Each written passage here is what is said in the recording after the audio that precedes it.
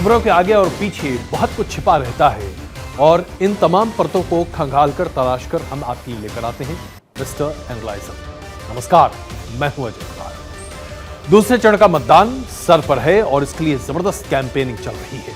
प्रधानमंत्री नरेंद्र मोदी पहले के मुकाबले कहीं ज्यादा अग्रेसिव हो चुके हैं और ग्रैंड ओल्ड पार्टी यानी कि कांग्रेस पर लगातार अग्रसर होते हुए दिखाई दे रहे हैं।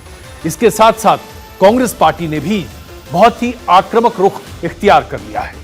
इन तमाम मुद्दों पर करेंगे चर्चा और आपको यह समझाने की कोशिश करेंगे कि पहले चरण के मतदान में आई कमी की वजह से आखिरकार राजनीतिक दलों की हवा क्यों टाइट है। इसके बाद बात करेंगे केरल के समीकरण की। 26 अप्रैल को दूसरे चरण के मतदान के दौरान केरल की 20 लोकसभा सीटों पर मतदान होने हैं। केरल की राजनीति में हर दल अपना सब कुछ दांव पर लगाने को तैयार है। चाहे भारतीय जनता पार्टी की बात करें, चाहे आप यूडीएफ की बात करें जिसमें कांग्रेस सबसे बड़ा गठबंधन है का नेतृत्व करता हुआ दिखाई देता है, या आप एलडीएफ की बात करें जिसकी मौजूदा राज्य में सरकार है और एलडीएफ इस बार अपने अस्तित्व की लड़ाई राष्ट्रीय स्तर पर लड़ने की कोशिश कर रहा है। तो हम आपको समझाएंगे समीकरण और उसके आधार पर यह भी बताएंगे कि केरल क्यों महत्वपूर्ण है देश की राजनीति के। ममता बनर्जी को एक जबरदस्त तमाचा लगा है कोलकाता हाईकोर्ट से। बंगाल सरकार को यह झटका इस बात को लगा है कि 2016 में टीचर भर्ती जो की गई थी, जिसमें तमाम गैर कानूनी भर्ती और उसके साथ साथ लोगों से पैसे लेकर लोगों को मेरिट लिस्ट में डालने की बातें सामने आई थी, इस भर्ती को कोलकाता हाईकोर्ट ने रद्द कर दिया है और साफ तौर पर कहा है कि इसके लिए जिम्मेदार सिर्फ और सिर्फ ममता सरकार। क्या असर पड़ेगा इस पर भी करेंगे चर्चा। और इसके साथ साथ हम यह भी आपको बताएंगे कि 18वीं लोकसभा के पहले चरण के मतदान के साथ ही भारतीय जनता पार्टी ने एक सफल उम्मीदवार अपने सामने पाया है, जो कि सूरत में भारतीय जनता पार्टी के उम्मीदवार हैं, निर्विरोध चुने गए हैं। यह अपने आप में बहुत आम तो नहीं है, लेकिन हाँ, यह अपवाद भी नहीं है, होता रहा है पहले। लेकिन चुनाव की प्रक्रिया शुरू हो और उसके पहले ही कोई व्यक्ति निर्विरोध घोषित कर दिया जाए, यह भारतीय जनता पार्टी के लिए अपने आप में काफी शुभ संकेत है। तो आइए शुरुआत करते हैं और एक बार इस मुद्दे पर चर्चा करते हैं कि कैसे भारतीय जनता पार्टी और उसके साथ साथ कांग्रेस के लिए अब स्थिति काफी विकट होती चली जा रही है। क्योंकि जब आप लोकतंत्र के इस महापर्व में 19 अप्रैल को पहले चरण के मतदान के तमाम आंकड़े देखें तो फिर स्पष्ट हो जाता है कि 21 राज्यों और केंद्र शासित प्रदेशों की 102 सीटों पर जो मतदान की प्रक्रिया हुई थी, उसमें इस बार एक बड़ा झटका लगा है। और वो झटका ये है कि आप सबसे पहले देखिए 2019 में जो मतदान के आंकड़े आए थे वो 69.3% थे। इसके पहले माफ कीजिएगा, मैं आपको दूसरी तरीके से प्रदर्शित करूं। सबसे पहले बात करते हैं 2009 की। पहले फेज में जो 102 सीटों के मतदान हुए, इन मतदान में 62.4% वोट परसेंटेज था। जब आप इसको 2014 में देखते हैं तो यह बढ़ गया 68.7% और इस दौर में भारतीय जनता पार्टी को बहुत फायदा हुआ था। भारतीय जनता पार्टी ने यहां पर 282 सीटें जीतकर अपनी सरकार बनाई थी। 2019 में यह मतदान प्रतिशत और भी आगे बढ़ा 69.3%। ये 102 सीटें जिस पर मतदान फर्स्ट फेज में हुए, लेकिन 2024 में यह मतदान के आंकड़े घटकर 63.84% रह गए हैं। यानी तकरीबन 5.5% मतदान कम हुआ है 2019 के मुकाबले 2024 में। जाहिर सी बात है, आप कहेंगे कि इसमें क्या फर्क पड़ता है, लेकिन अब आपके लिए समझने की आवश्यकता है। जब मतदान फीसदी कम होता है तो आमतौर पर यह माना जाता है कि जो सत्तारूढ़ पार्टी है उसे डेंट पहुंचता है। इसको साबित किया गया सबसे पहले 1999 में, जहां पर जो पूरा नेशनल एवरेज था वो 59.99% था। उसके बाद बीजेपी की सरकार जब गिरी, बीजेपी और एनडीए की सरकार जब गिरी तो 2004 में वोट परसेंटेज 58.7% था, यानी कि उस वक्त की सरकार को इसका खामियाजा झेलना पड़ा। लेकिन जब आप 2014 के आंकड़े देखते हैं तो 2014 में नेशनल एवरेज 65.95% था और यह आगे बढ़कर 67% तक पहुंच गया 2019 में। यानी कि पिछले 10 साल में जो वोटिंग पैटर्न है उसमें एक बड़ा चेंज देखने को मिला, जिसे तमाम राजनीतिक टीकाकारों ने समझा और लोगों तक समझाने की कोशिश की। प्रधानमंत्री नरेंद्र मोदी की लोकप्रियता, भारतीय जनता पार्टी की राष्ट्रीय अपील, पुलवामा, इस तरह के तमाम मुद्दों ने भारतीय जनता पार्टी को वोट शेयर बढ़ाने में मदद की, जिसकी वजह से भारतीय जनता पार्टी का खुद का वोट शेयर बढ़ा और उसकी सीटें भी बढ़ी 2019 में। लेकिन ट्रेडिशनल नॉलेज यह कहता है कि जब जब इनकम्बेंट सरकार को लेकर लोगों के दिल में संशय होता है तो आमतौर पर वोटिंग परसेंटेज गिरता है। वोटिंग परसेंटेज गिरने के आधार पर पहले फेज को लेकर विपक्ष बहुत उत्साहित है। भारतीय जनता पार्टी चिंतित नहीं है, लेकिन भारतीय जनता पार्टी का यह मानना है कि अगर लोग बड़ी संख्या में बाहर निकलकर मतदान करेंगे तो 370 का जो भारतीय जनता पार्टी का टारगेट है उसे भारतीय जनता पार्टी बहुत आसानी से हासिल कर लेगी। तो हमने आपके सामने इतिहास के कुछ फॉर्मूले भी रखे, यह भी समझाने की कोशिश की कि क्यों भारतीय जनता पार्टी के लिए बहुत जरूरी है कि वोट परसेंटेज बढ़े। 5.5% का वोटिंग परसेंट का लॉस पहले फेज में भारतीय जनता पार्टी के लिए बुरी खबर भी हो सकती है, अच्छी खबर भी हो सकती है, विपक्ष के लिए बुरी खबर भी हो सकती है और अच्छी खबर भी हो सकती है। अब इसके पीछे की वजह आपको समझाते हैं। सबसे पहली वजह यह है कि हो सकता है कि वोटरों में इस बार मतदान को लेकर बहुत उत्साह न हो। आमतौर पर ऐसा देखा गया है, खास करके जब विधानसभा के मतदान होते हैं और अगर मतदाता बड़ी संख्या में बाहर निकलकर वोट नहीं देते हैं, उन्हें लगता है कि भाई नहीं भी वोट देंगे तब भी सरकार जो चल रही है वो चलती ही रहेगी, तो ऐसी सूरत में लोग बाहर निकल वोट नहीं देते। इस बार अगर आपने देखा होगा तो सरकार को लेकर एक बात स्पष्ट है। चर्चा इस बात की नहीं है कि सरकार किसकी बनेगी, चर्चा इस बात की है कि 370 बीजेपी को मिलेंगे या नहीं, 400 पार एनडीए होगा कि नहीं। यानी कि एक तरह से जीत को लेकर भारतीय जनता पार्टी और एनडीए पक्ष को देश में लोगों को एक आश्वासन, एक गारंटी पहले से बनता हुआ दिखाई दे रहा है। यह चर्चा का विषय है। हो सकता है कि इसकी वजह से बड़ी संख्या में भारतीय जनता पार्टी के जो मतदाता हैं वो बाहर निकलकर मतदान नहीं करते। यह हो सकता है और इसके बारे में चर्चा हो रही है। इसके साथ साथ यह भी संभव है कि इस बार विपक्ष, जिसे बड़े पैमाने पर अपने तमाम मतदाताओं को बाहर निकालना चाहिए, उसे कर पाने में, लोगों को बाहर पोलिंग बूथ तक ले जा पाने में विपक्ष सक्षम नहीं हो पा रहा। अगर विपक्ष के तमाम मतदाता घर पर बैठे हैं और ये मान रहे हैं कि इस बार तो एक फिर से मोदी सरकार है, तो फिर जाहिर सी बात है विपक्ष के लिए बहुत बड़े खतरे की घंटी है। इसके साथ साथ एनडीए के समर्थकों में अगर यह बात निकलकर आ जाती है कि प्रधानमंत्री नरेंद्र मोदी का चेहरा अपने आप में काफी है और प्रधानमंत्री नरेंद्र मोदी के नाम पर तो लोग वोट देंगे ही, तो ऐसी सूरत में भी मतदान फीसदी कम होता है। वैसे अगर देखा जाए तो मतदान फीसदी का कम होना अपने आप में हमारे लोकतंत्र की मजबूती के लिए अच्छा नहीं, और वो इसलिए क्योंकि अगर लोग बढ़ चढ़कर अपने सरकार को चुनने की प्रक्रिया में हिस्सा नहीं लेंगे तो लोगों की भागीदारी नई सरकार में कम होती दिखाई देगी, और यह उदासीनता लोकतंत्र पर एक सवालिया निशान है। जाहिर सी बात है भारतीय जनता पार्टी से लेकर तमाम विपक्ष के नेता भी लगातार इस बात की कोशिश कर रहे हैं कि बड़ी संख्या में लोग बाहर निकलकर मतदान करें। अब आप कहेंगे कि इसमें भारतीय जनता पार्टी के लिए चिंता का विषय क्या है? भारतीय जनता पार्टी के लिए चिंता का विषय यह है कि बीते 10 सालों में जो वोटिंग ट्रेंड दिखा है, जैसे जैसे वोटिंग परसेंटेज बढ़ता है वैसे वैसे भारतीय जनता पार्टी का वोट शेयर बढ़ता है। भारतीय जनता पार्टी का वोट शेयर बढ़ता है तो उनकी सीटें बढ़ती हैं। विधानसभा में भी हमने देखा कई चुनावों में, और इसके साथ साथ 2019 के लोकसभा के चुनाव में भी हमने इसे देखा। अब अगर वोटिंग परसेंटेज गिरता है तो भारतीय जनता पार्टी ने जो अपना लक्ष्य रखा है 370 सीटों का, उसे पाना बहुत आसान नहीं होगा। इस वजह से भारतीय जनता पार्टी भी चिंतित दिखाई दे रही है और लोगों से अपील कर रही है कि आप बाहर निकलिए और मतदान कीजिए। लेकिन इसके साथ एक बड़ा चेंज आया, जिसको बहुत ही हल्के अंदाज में हमने शुक्रवार को यानी कि 19 अप्रैल को आपके सामने प्रस्तुत किया था, जिसे आज विश्लेषण तरीके से मैं आपके सामने प्रस्तुत कर रहा हूं। प्रधानमंत्री नरेंद्र मोदी और भारतीय जनता पार्टी 19 अप्रैल के बाद से ही एक अग्रेसिव मूड में दिखाई दे रहे हैं। हमने आपके सामने इस शब्द का इस्तेमाल किया था। मैंने आपसे कहा था अब लगता है कि सेकंड फेज के लिए बीजेपी ने गियर दूसरा बदल लिया है। गाड़ी का गियर होता है ना 1 2 3, ऐसा लगता है कि भारतीय जनता पार्टी ने अब दूसरे फेज के लिए कुछ नए मुद्दे निकाले हैं, उन पर चर्चा ज्यादा कर रही है, ज्यादा अग्रेसिव दिखाई दे रही है और गियर बदला गया है।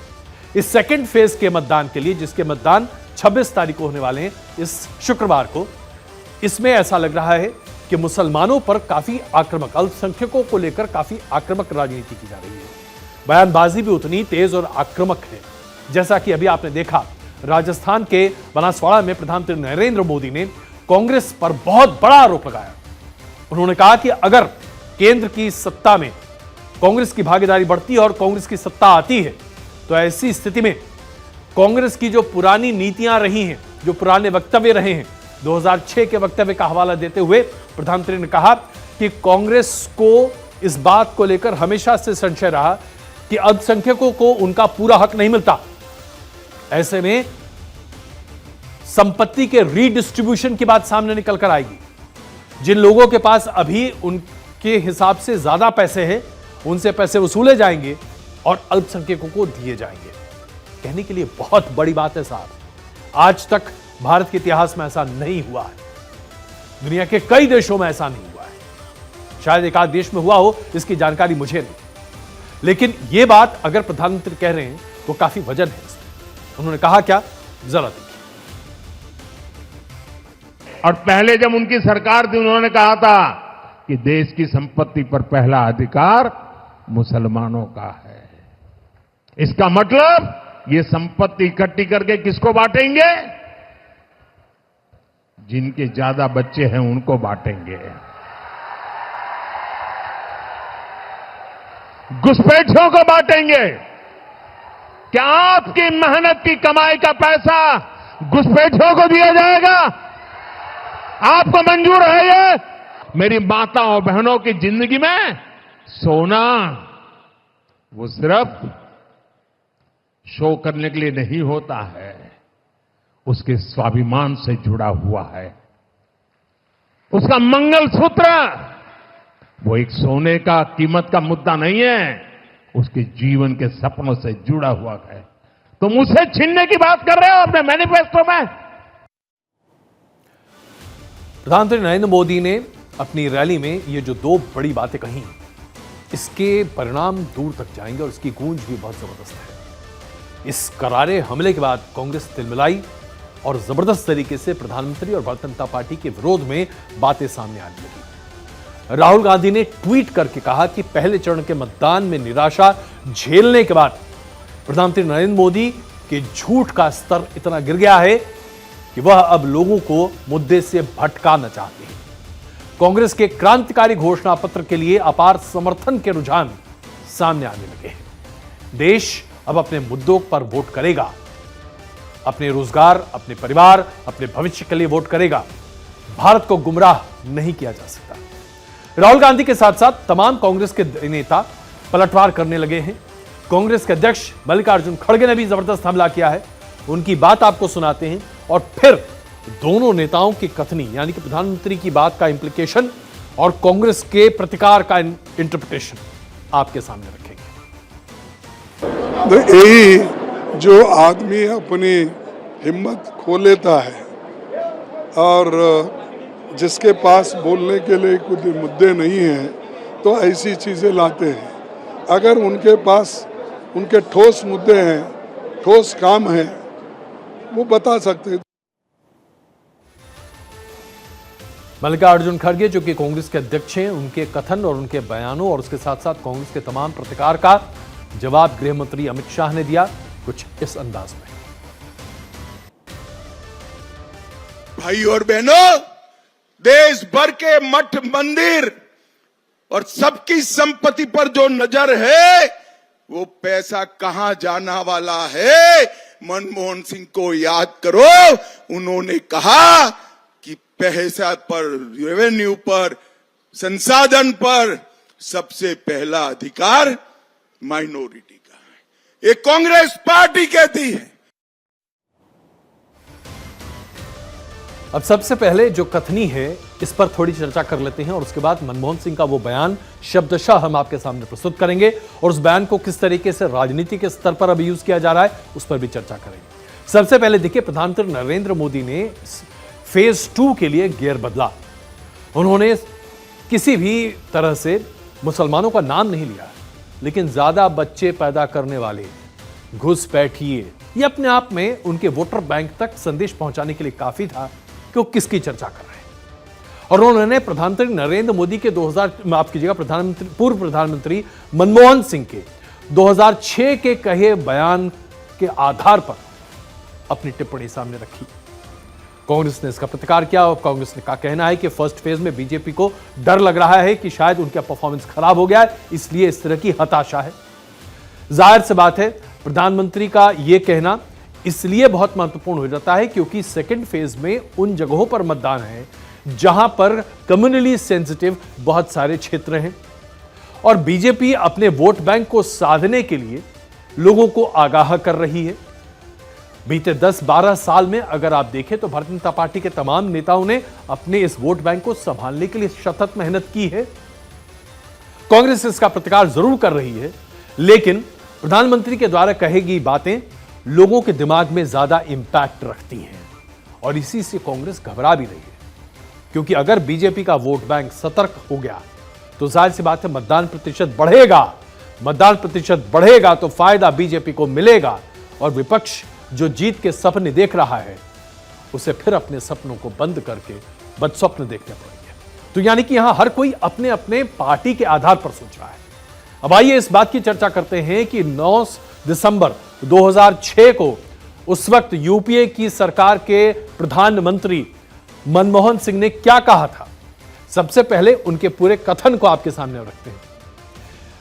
मनमोहन सिंह ने जो बातें कही हैं वो हम आपके सामने प्रस्तुत कर रहे हैं, आप जरा देखिए। Agriculture, irrigation and water resources, health, education, critical investment in rural infrastructure and the essential public investment needs of general infrastructure along with programs for the uplift of scheduled castes, scheduled tribes, other backward classes, minorities and women and children.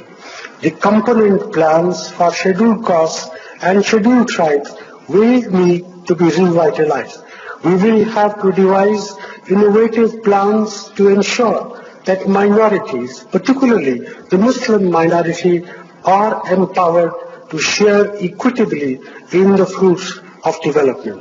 They must have the first claim on our resources.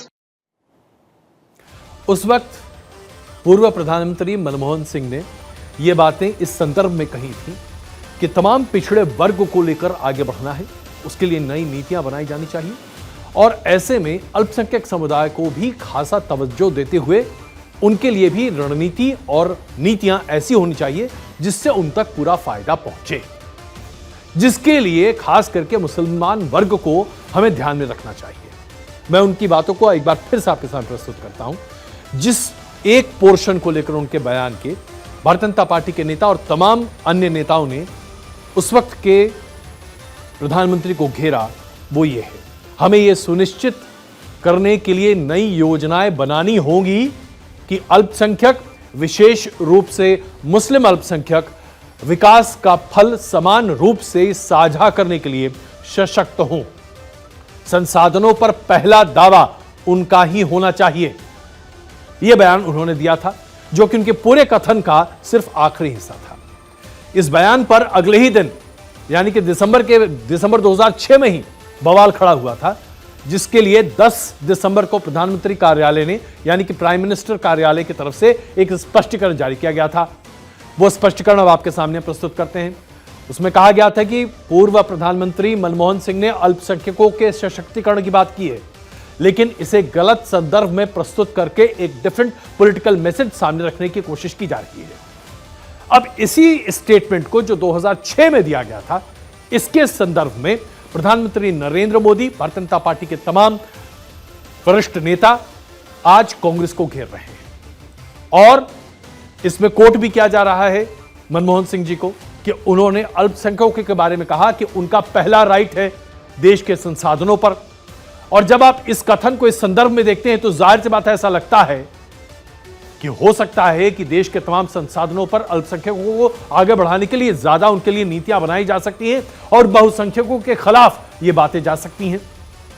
अब इस factor को चुनाव में पहले भी इस्तेमाल किया गया, ये कोई नया मसला नहीं है।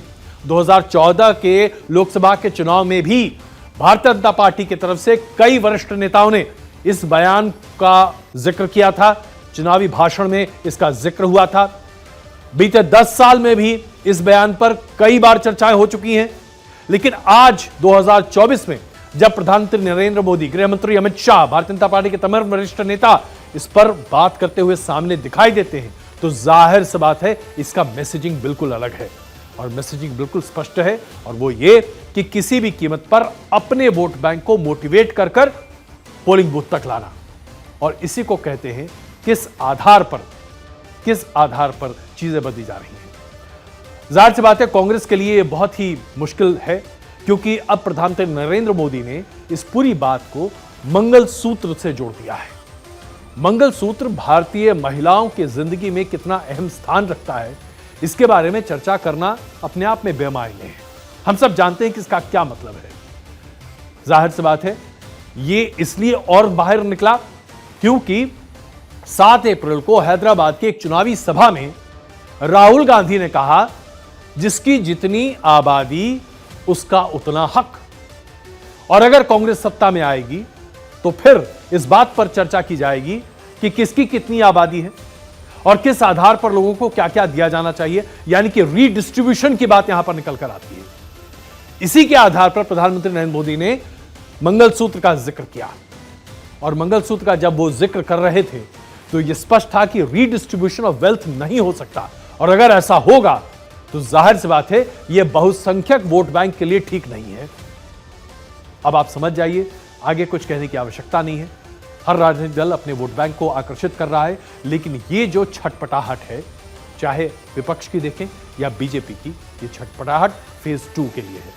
मुझे उम्मीद है कि फेज 3 में भारतीय जनता पार्टी कुछ नए मुद्दों के साथ सामने आएगी, क्योंकि हर फेज की एक अपनी अलग तासीर होती है। केरल के चुनावों की बात करते हैं। 26 अप्रैल को केरल की सभी 20 लोकसभा सीटों पर मतदान होने हैं, लेकिन इस बार केरल में त्रिकोणीय मुकाबला हो रहा है, जो कि अपने आप में बड़ा महत्वपूर्ण है।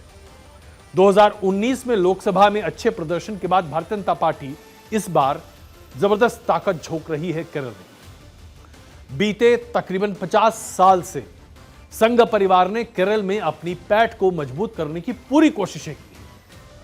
अब संघ परिवार की ये कोशिशें फलित होती दिखाई दे रही हैं। 2014 में भारतीय जनता पार्टी ने जब अपनी जीत हासिल की तो यहां पर पहले बार भारतीय जनता पार्टी को उम्मीद की किरण जागी। केरल की 20 सीटों पर बेहतरीन प्रदर्शन के लिए भारतीय जनता पार्टी ने 2019 के बाद से लगातार अपनी कोशिशें तेज कर दी हैं। हम सब जानते हैं कि केरल आमतौर पर 2 पालों के बीच में झूलता है। एक है लेफ्ट यानी कि वामपंथ डोमिनेटेड एलडीएफ, और दूसरा है कांग्रेस डोमिनेटेड यूडीएफ। और इस वक्त यूडीएफ के पास लोकसभा की ज्यादा सांसद केरल में है। सरकार लेफ्ट यानी कि यूडीएफ की है, एलडीएफ की है। और ऐसे में बड़ा सवाल यह है कि अगर भारतीय जनता पार्टी का जनाधार केरल में बढ़ जाता है और भारतीय जनता पार्टी वहां पर एक पार्टी विद सब्सटेंस के तौर पर अपने आप को स्टैब्लिश कर लेती है, तो ऐसी सूरत में Congress lead UDF, Bharatiya Janata party और कमजोर होता एलडीएफ, यानी कि वामपंथ का एक तरह से पूरे देश से हमेशा के लिए सफाया। और ये वामपंथी दलों के लिए लड़ो और मरो और करो वाली स्थिति आ गई है साहब। अब आइए आपको ये जो त्रिकोणीय मामला है ये समझाते हैं। सबसे पहले बात करते हैं कांग्रेस की।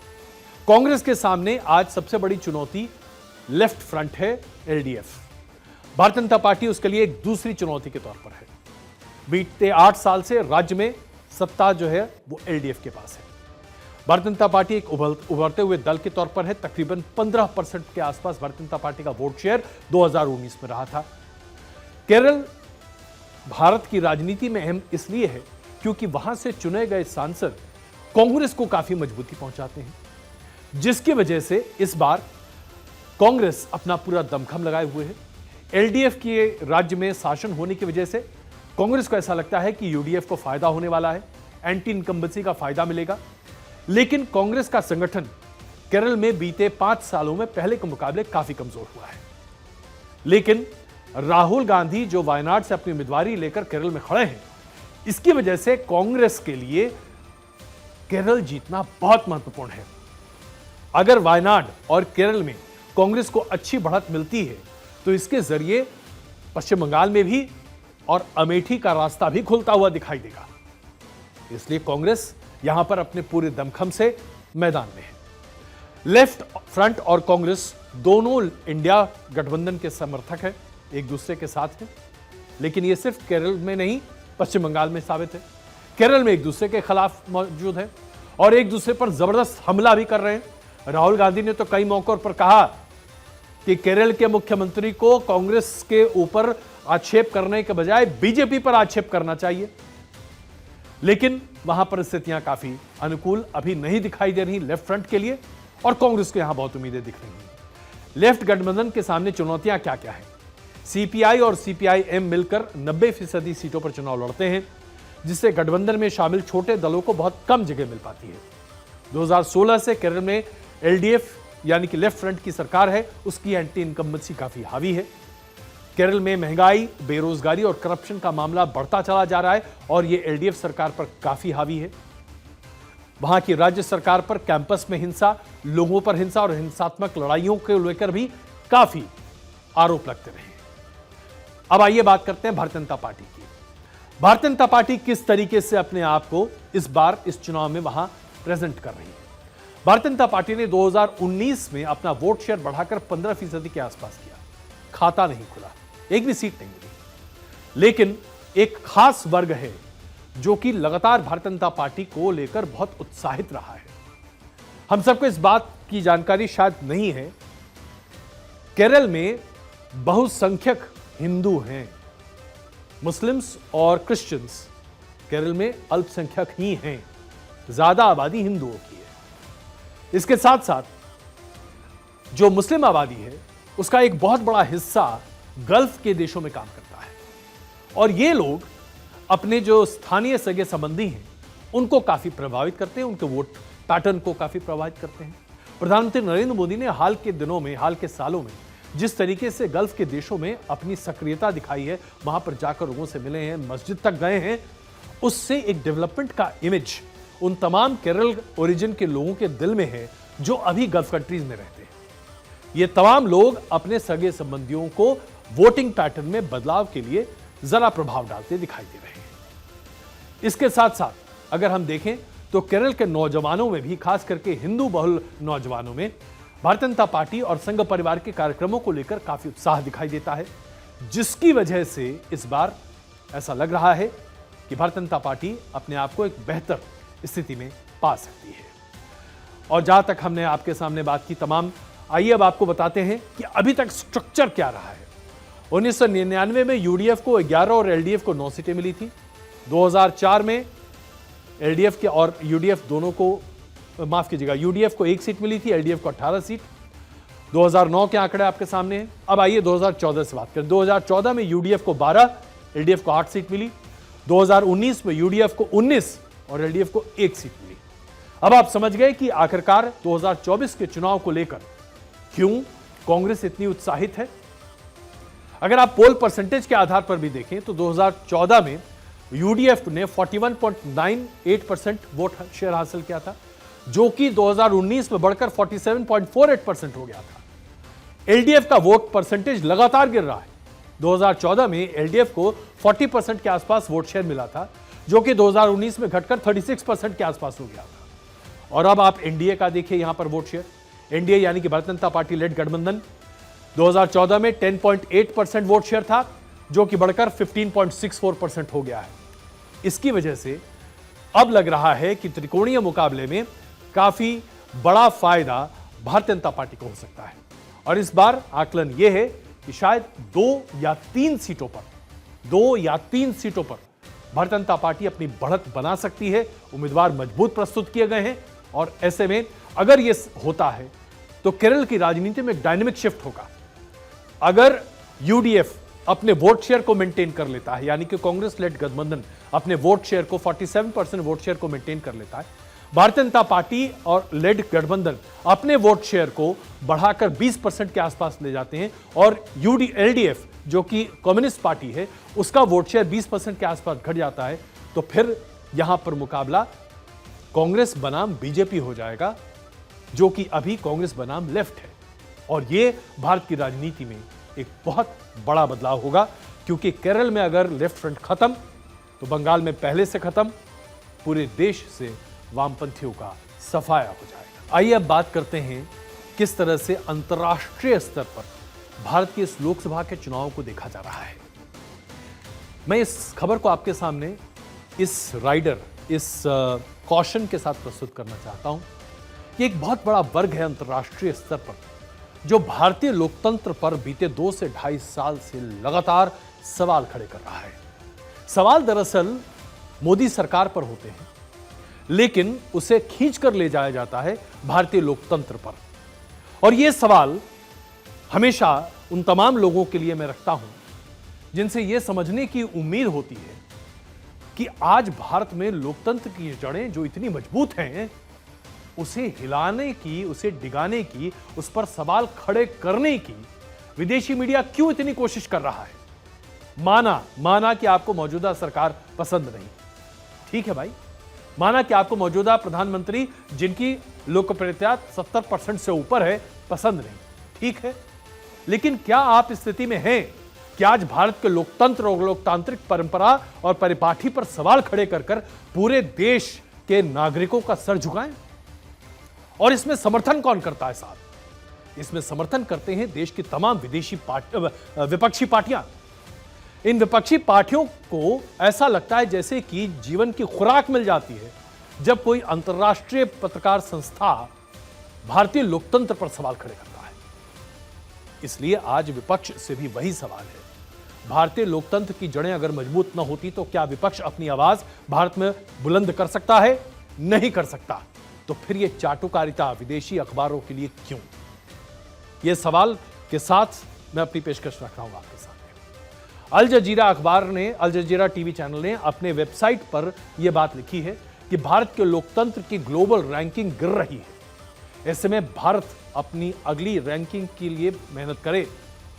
इस आर्टिकल में यह भी लिखा गया है कि चुनाव के पहले सरकार की छवि को लेकर जबरदस्त चिंता है।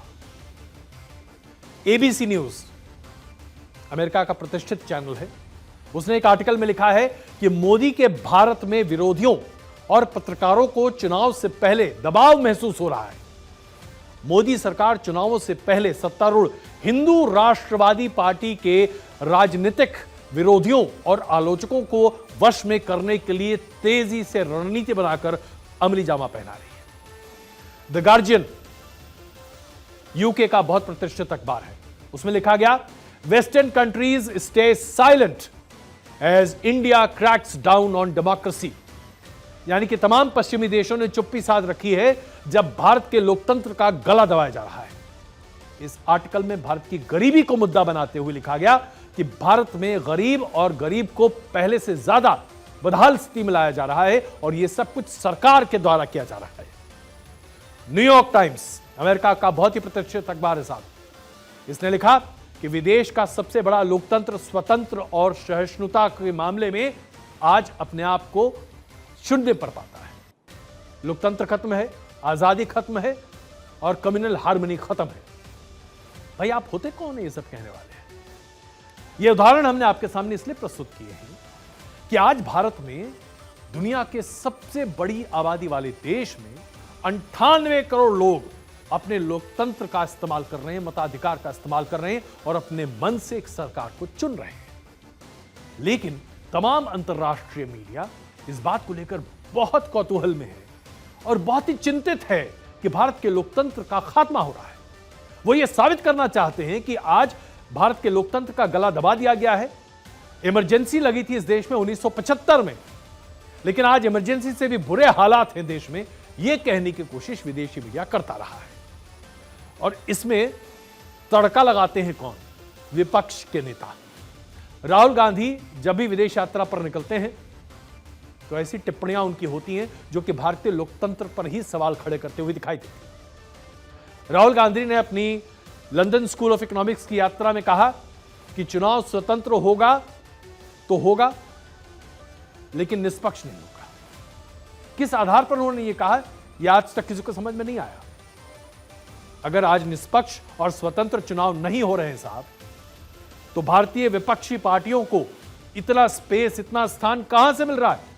चुनाव प्रक्रिया हो रही है, सभाएं हो रही हैं, लोग अपने मत को प्रकट कर रहे हैं, वोटिंग हो रही है। देश में लोकतंत्र नहीं है क्या?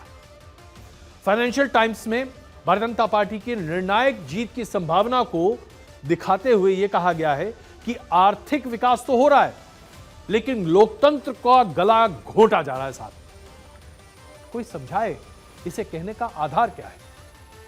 चातम हाउस आपको याद है, यहीं पर राहुल गांधी ने सबसे पहले विवादास्पद टिप्पणियां भारत के लोकतंत्र के बारे में दी थी। उसकी एक रिपोर्ट सामने आई है। वो रिपोर्ट कहती है कि भारत के लोकतंत्र का संरक्षण पश्चिम की निरंतर स्वतंत्रता पर निर्भर होना चाहिए, यानी कि पश्चिमी देश भारत को मॉनिटर करें, देखें, निगरानी रखें कि भारत में लोकतंत्र बचा है या नहीं। फाइनेंशियल टाइम्स के एक पत्रकार ने यहां तक कहा है कि क्या भारत का यह आखिरी लोकतांत्रिक चुनाव है? कमेंट्स देखिए आप। स्वीडन की वी डैम इंस्टीट्यूट की डेमोक्रेसी रिपोर्ट 2024 की बताती है कि यह भारत में लोकतंत्र नहीं है, यहां पर चुनाव जो है वो निरंकुश हो चुके हैं।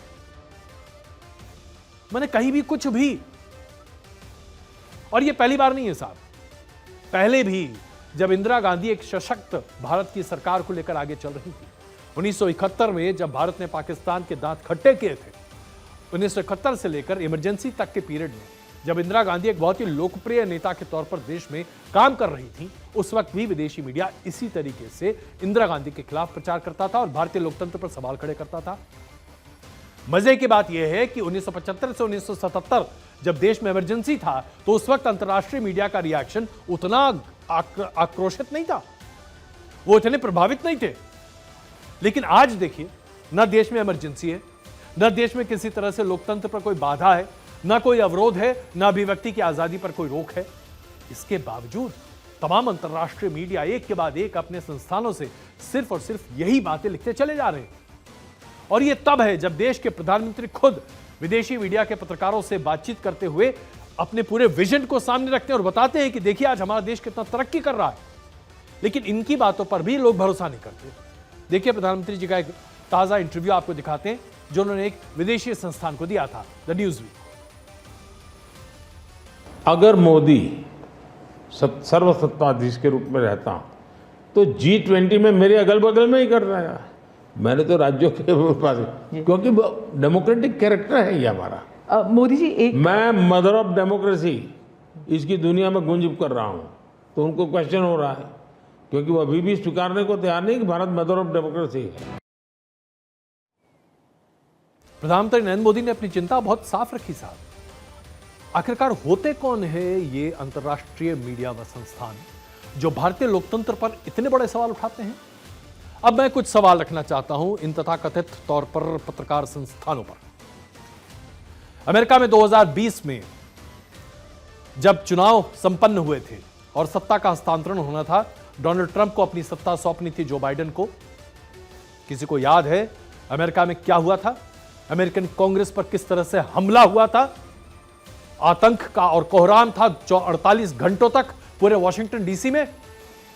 क्या उस वक्त भारत, जर्मनी, फ्रांस, जापान, तमाम लोकतांत्रिक देशों ने अमेरिका पर उंगली उठाकर कहा कि आज आपका लोकतंत्र खत्म हो गया? ऐसा हुआ था क्या? नहीं हुआ था, क्योंकि हर किसी को पता है कि अमेरिका लोकतंत्र इस तरह से नहीं खत्म हो सकता। कुछ ऐसे अराजक तत्व तो हो सकते हैं, वैसे ही भारत का लोकतंत्र कभी खत्म नहीं हो सकता साहब। लेकिन यहां पर तो बिना अराजकता के भी लोग इस तरह का सवाल खड़े करते हैं। अल जजीरा की बात करते हैं। अल जजीरा गल्फ कंट्रीज के द्वारा स्पॉन्सर्ड चैनल है जिसका पूरा काम मुस्लिम एजेंडे को आगे बढ़ाना है, मुस्लिम ब्रदरहुड, इस्लामिक ब्रदरहुड के एजेंडे को आगे बढ़ाना है और अरब की खबरों को आगे प्रदर्शित करना है। लेकिन जरा यह सोचिए कि क्या उनके पास यह अधिकार है कि वो पूरी दुनिया को नसीहत दें और भारत को नसीहत दें कि हम अपने अल्पसंख्यकों को कैसे संभालें? क्या आप यह नसीहत सऊदी को दे सकते हैं? क्या यह नसीहत आप यूएई को दे सकते हैं? अगर नहीं कर सकते तो अपने गिरबान में झांकिए और खुद अपने मुंह पर टेप लगाइए। लेकिन आज हमारे तमाम विपक्षी नेता भी, राहुल गांधी हो, अरविंद केजरीवाल हो, मल्लिकार्जुन खड़गे हो, कमलनाथ हो, भगवंत मान हो, शशि थरूर हो, उदित राज हो, तेजस्वी यादव हो, हर मंच से एक माहौल बनाने की कोशिश कर रहे हैं कि देश का लोकतंत्र खतरे में है। और यह माहौल कैसे बनता है? तमाम विदेशी मीडिया के हवाले से जो आई हुई खबरें होती हैं उन्हीं को बार बार कहते हुए दिखाई देते हैं। कुल मिलाकर ऐसा लगता है कि जो अंतर्राष्ट्रीय मीडिया का एक वर्ग है जो भारत को टारगेट करता है, भारतीय लोकतंत्र को टारगेट करता है, क्योंकि आज देश में एक लोकतांत्रिक सरकार है, उससे आज विपक्ष को मदद मिलती है और विपक्ष की कई बातों से इन मीडिया संस्थानों को मदद मिलती है और कुल मिलाकर भारत को बदनाम करने की पूरी कोशिश होती है। आइए अब अगली स्टोरी की तरफ रुख करते हैं।